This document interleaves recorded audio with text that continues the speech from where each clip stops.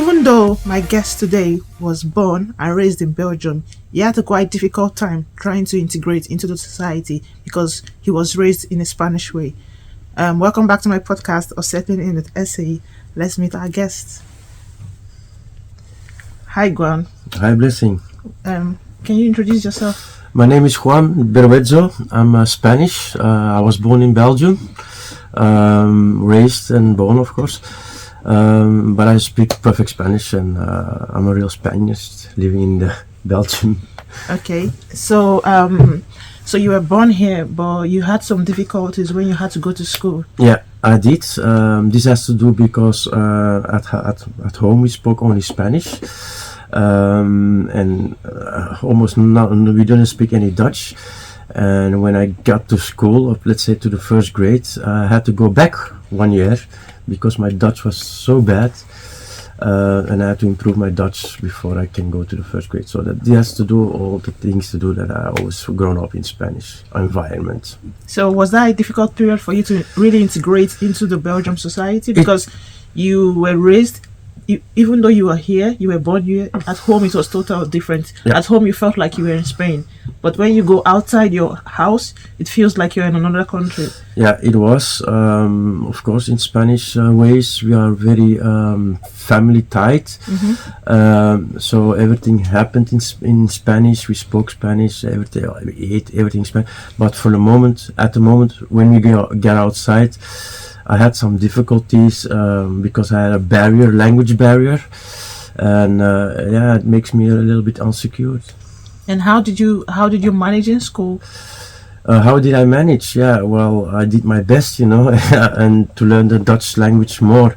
I went also to a logopedy. I don't know how you say it in English, where you have to pronounce your words. For your pronunciation. Yeah. So I did this for several years, so I can integrate myself better in the Dutch environment. So can you take us through the challenges you had and how you overcame it? Because this podcast is about settling in a country that is unknown to you.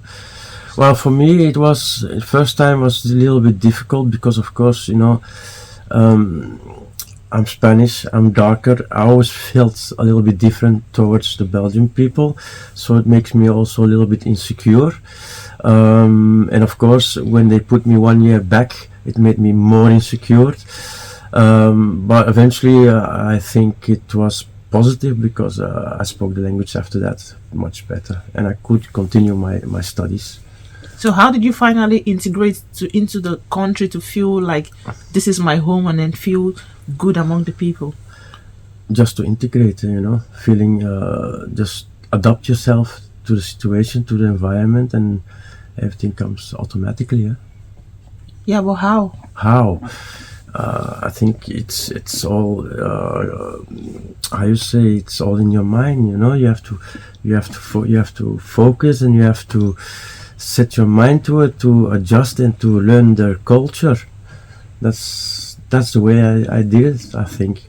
So okay, talking about the culture. So because at home it was Spanish, and outside home it was. So how was that?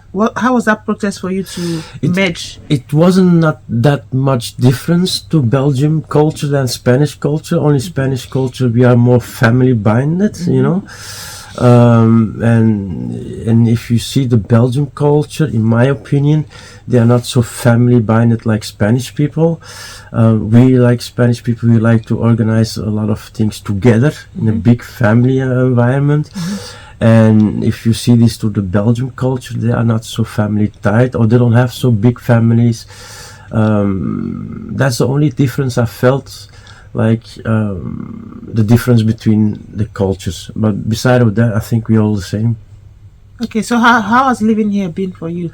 Do you feel like you're born here, or you feel like someone who had to integrate into the... That's a good question. I was born here. I feel I'm like born, I'm integrated, but other side, I look different, and you always feel that people look different at you, and that makes me feel different, But eventually I put that aside of me, and I said, just go ahead, don't bother yourself, and eventually it gets normal.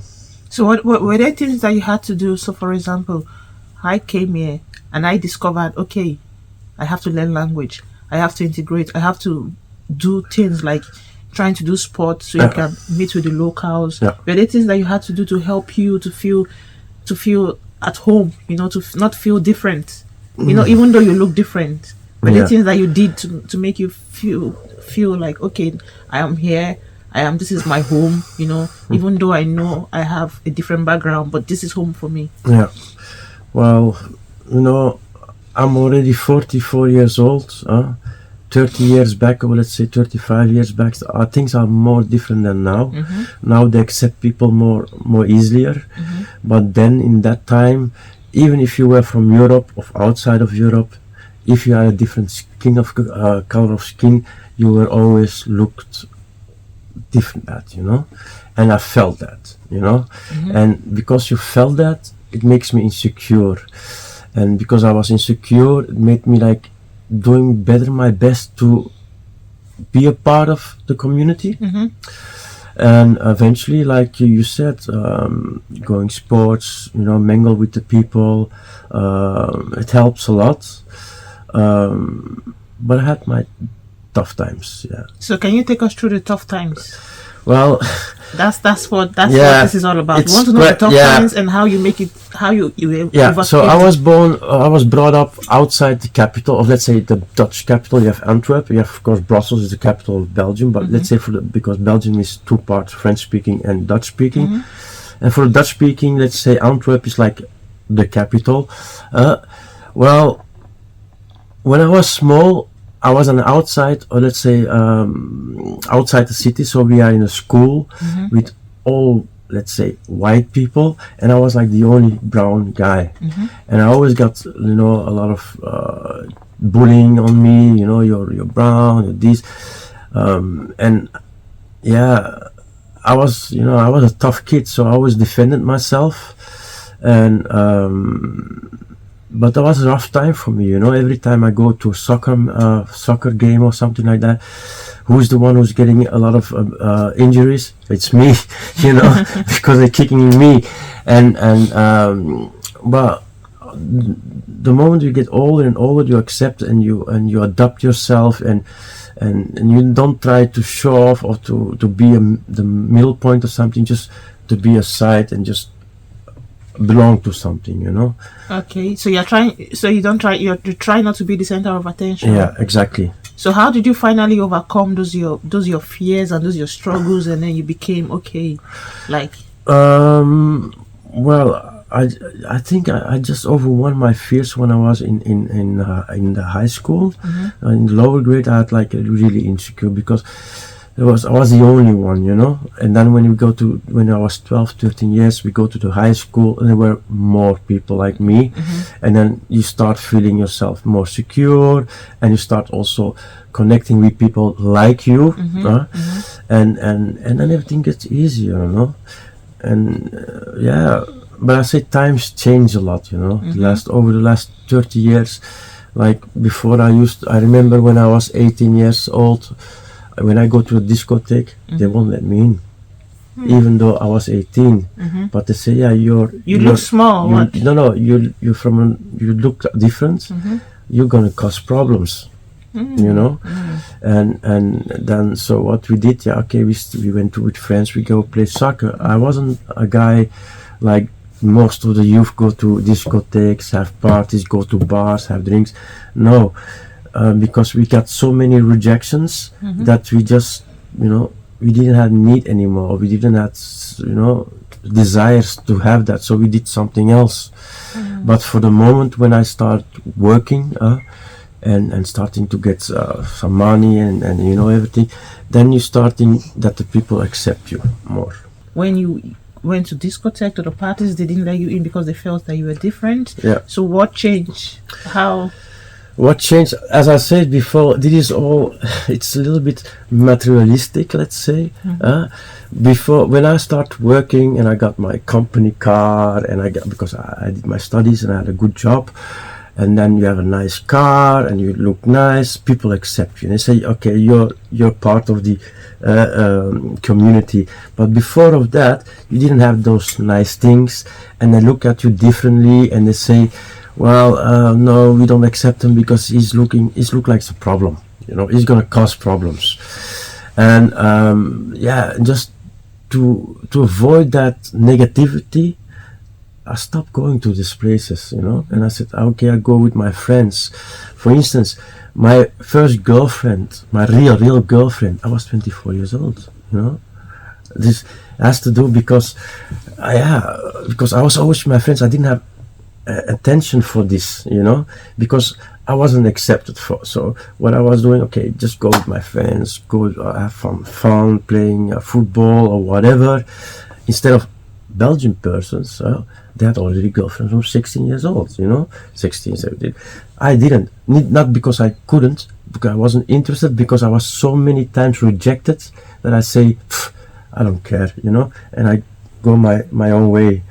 But eventually, when I start working, and you got yourself a little money, I got a nice car, and then you stop on the discotheque with your nice car, and the bouncers looks at your car and say, "Oh, the doors are open for you now." And this is actually very sad, because then they accept you for what you have, not for who you are. So in your time, because in this time nobody sees your car if you go to a discotheque, because you're parked far away. So so during your time, you could park in front of the discotheque. And for instance, I don't want to brag or something, but I was 23 years old and I was sales manager for Panasonic, and I got a very nice car, BMW, very nice suit, Armani suit, Versace suit, and you go to the discotheque and all the doors open.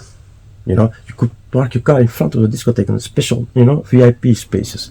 But before of that, when I didn't have that, I had to go on a queue to the discotheque, and then you go on the bouncer and says, "Oh, God."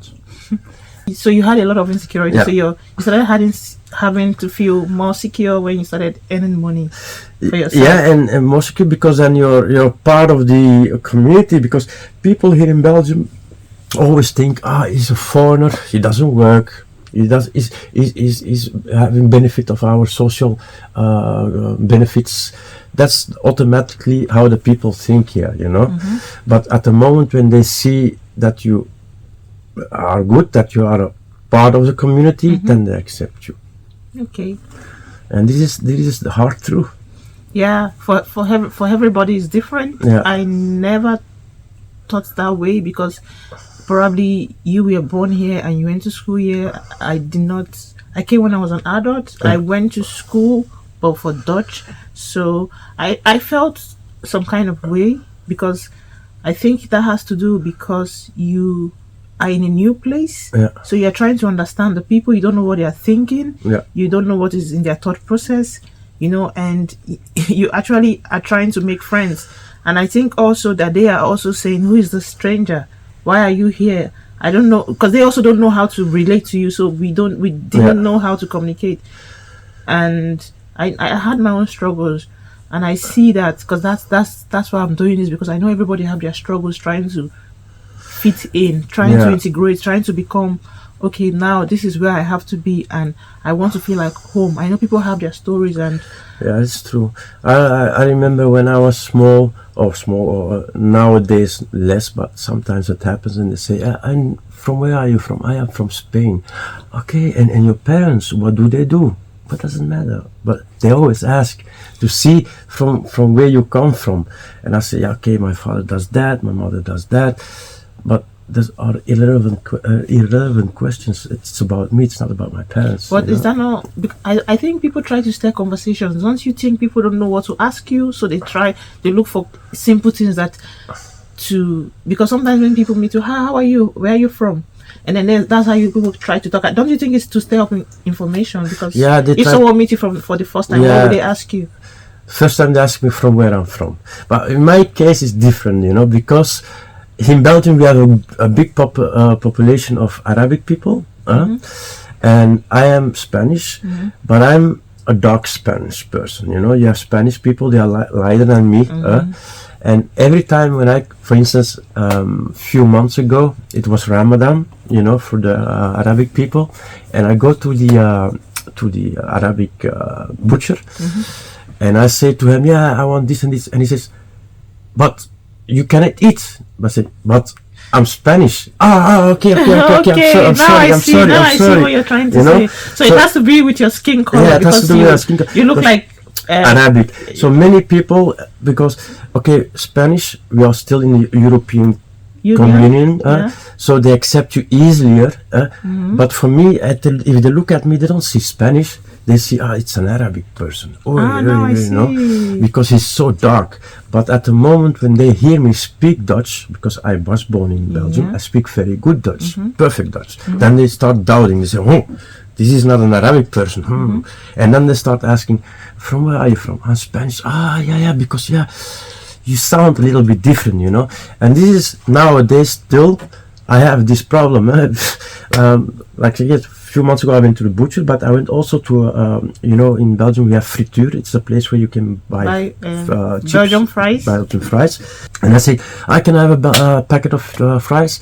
But it's not time yet, huh? I said, I'm Spanish. I'm sorry. I said, don't worry.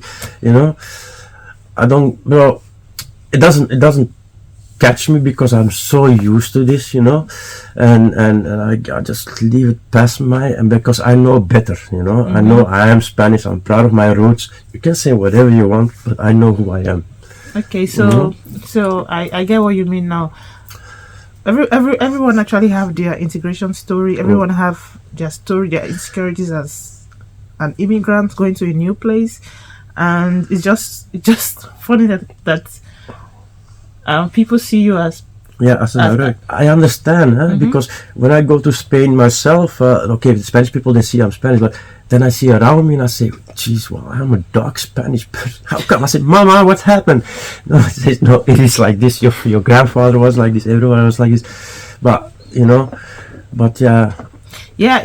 I'm Nigerian, and we have really fair ladies and we have really dark ladies. And we dark ladies, we used to feel kind of insecure. It takes like a thick skin, it takes your family to make you feel like you're dark, but you're pretty. Because even in my country, if you're looking for a job, they tend to take the light skin ladies first before they start looking at the dark skin. You have to be really, really, really, really pretty for a dark girl. And confidence, huh? Yeah. So I think it has that thing has it's something that affects the whole world. Yeah. Because they tend to see some people color like, okay, this looks prettier, or they say, okay, sometimes when they even see me they say, blessing, you're Ghanaian. I don't feel bad about it because I just feels like, okay, they don't know. Yeah. So I think that actually affects. I never felt insecure about how I looked because my parents used to tell me that I look very beautiful, and when people see me they say, oh, you're dark, your skin is shining. So I felt really good about myself. Of course. But I still had my struggles when I moved here, and it was really, really tough. But I can understand. I am happy now that I'm beginning to feel like this is home, and I've built my own confidence, and I've done things like integrated, like learned Dutch. Like I've worked in different places, met different people, and I've come also to understand that they also have their own fears because they also don't like making friends. And you go, because I heard one girl told me, soon you will leave, I won't see you again, then I will not have any friend, because they're feeling like, okay, you're only here for a few years, this is not your home. We get close and you leave, and then I'm lonely. I have to look for a new friend. So they're kind of afraid to get get you in, close to you. So because they also want something long term. So we've come to the end of today's episode, and please, if you're watching, can you just like, share, and subscribe, and you can leave comments on the comment section below. If you have any topic on this subject area you want us to talk about, please put it on the comment section below. And thank you, Juan, for coming.